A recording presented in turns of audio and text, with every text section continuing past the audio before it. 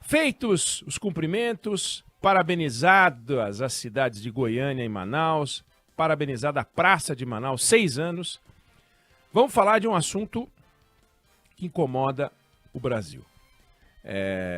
Quando a gente fala de doença, quando a gente fala de praga, quando a gente fala de desastre natural, tudo isso arrebenta ou pode arrebentar uma sociedade. Mas está todo mundo do mesmo lado quando isso acontece. Todos nós somos vítimas. Você pega uma doença, claro que existe o chamado comportamento de risco. Por exemplo, fumar. Fumar é um comportamento de risco. E favorece o desenvolvimento de câncer. Deixar no quintal aquele monte de tralha, junta água. O mosquito da dengue agradece. Então, é um comportamento de risco, é uma atitude de risco. Sujeira acumulada na cidade, está chovendo demais, piora as enchentes? Sim, mas a gente está falando de ataques sem um culpado. Sem um culpado.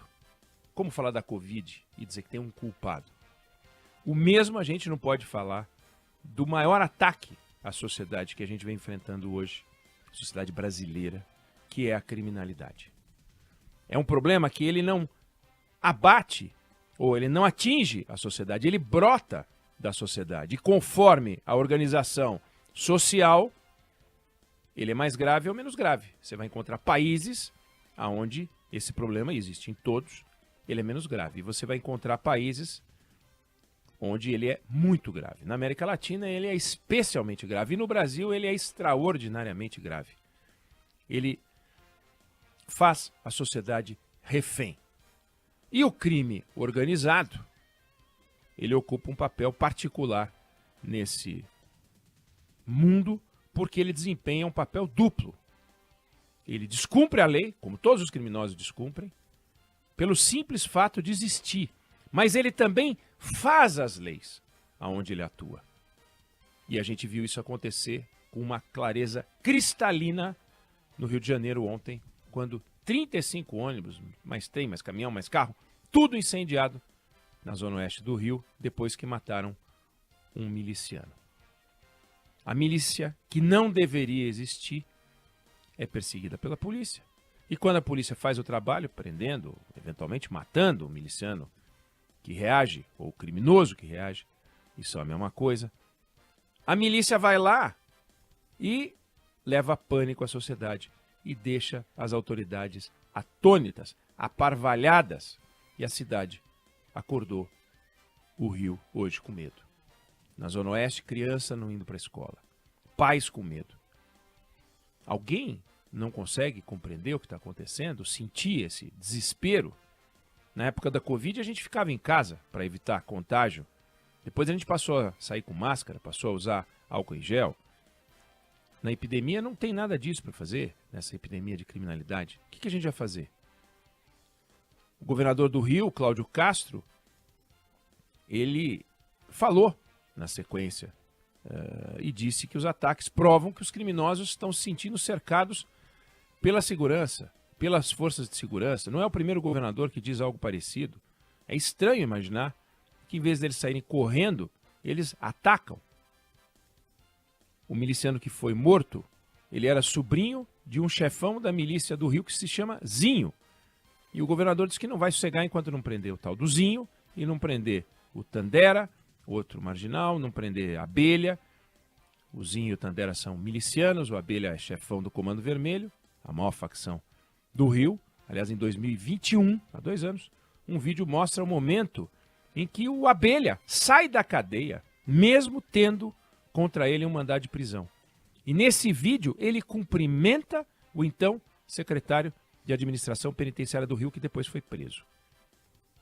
Aí o governador disse na entrevista que o crime organizado não pode desafiar o Estado. A questão é que o crime organizado não está desafiando o Estado agora, está desafiando há anos. Ele desafia a parte séria do Estado, porque ele devora uma outra parte que ficou podre. E o que não pode acontecer é o Estado, desafiado e devorado pelo crime organizado, não conseguir dar uma resposta à altura. E que fica muito mais difícil de ser dada num governo que não sabe para onde vai, num governo que não sabe fazer política de segurança pública, um governo que não tem secretaria de segurança, Um governo que faz indicação política para a Secretaria da Polícia Civil, que não tem corregedoria única para as polícias, que vê a Polícia Federal prendendo policial ligado ao crime organizado, fica difícil. E ainda dando entrevista sugerindo que se prender os 3 bandidos, o tal do Zinho, o Tandera e o Abelha, as coisas se resolvem. Não se resolvem. Esses milicianos que ele citou controlam a milícia que um dia foi comandada por policiais que foram todos presos. E elas acabaram? Não, elas se multiplicaram e deram a resposta que a gente viu ontem, numa total inversão de valores. A reação do crime à ação do Estado. Todo mundo esperando a reação do Estado à ação do crime. E a pergunta que fica, como é que o Estado pode fazer as leis, mas quem faz as regras é o crime? É o que a gente está vendo. Não dá para olhar só para o Rio como um problema isolado. Seria injusto dizer que é só ali que isso acontece. Ou dizer que só ali é que a sociedade está submetida ao crime organizado. Basta ver o que está acontecendo na Bahia. Um horror.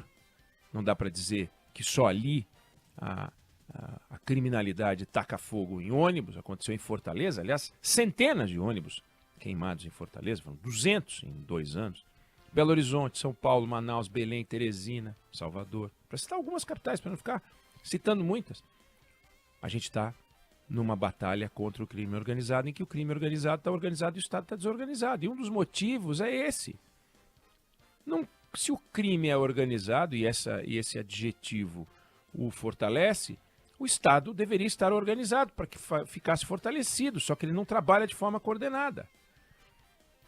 Comando dividido, briga política, politicagem na segurança pública, corrupção enfrentada porcamente.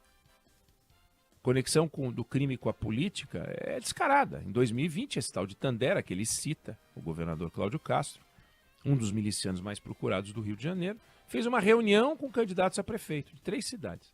Seropédica, Nova Iguaçu e Mesquita. Tem um absurdo dos candidatos estarem lá conversando com um miliciano, que a gente sabe que acontece aos borbotões. Só que essa cena foi filmada e tá ele colocando um fuzil em cima de uma mesa, perguntando se tudo bem colocar o fuzil que ele usa sempre em cima da mesa, e o pessoal disse que tudo bem. Já estava reunido com o bandido.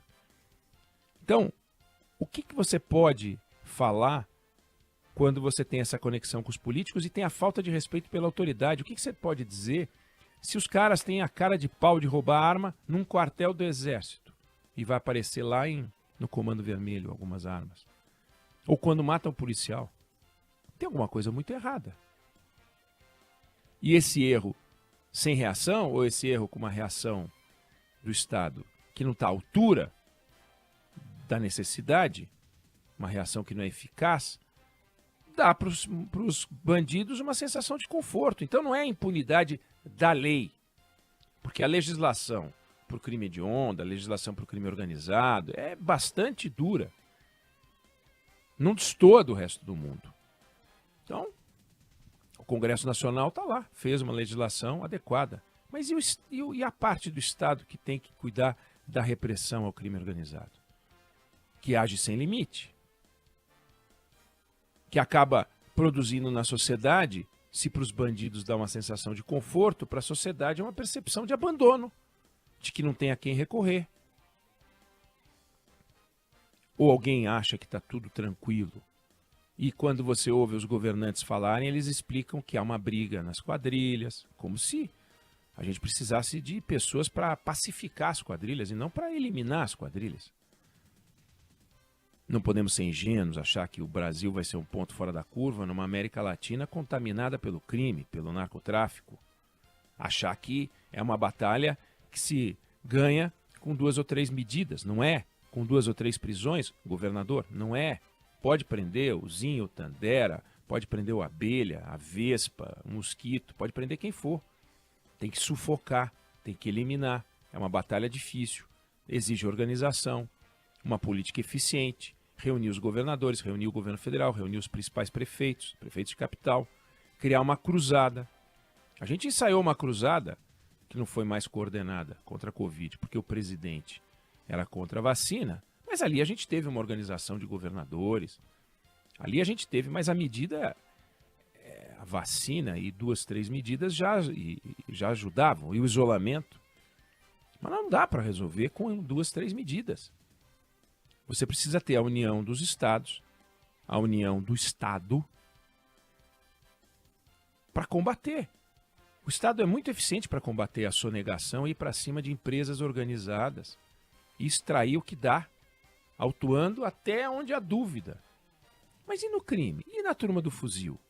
O Estado foi para cima dos gatos gordos do mundo da empreita, da empreiteira, deu no que deu, prendeu um monte de gente, desorganizou e acabou com a engenharia nacional. Mas não consegue acabar com o crime organizado.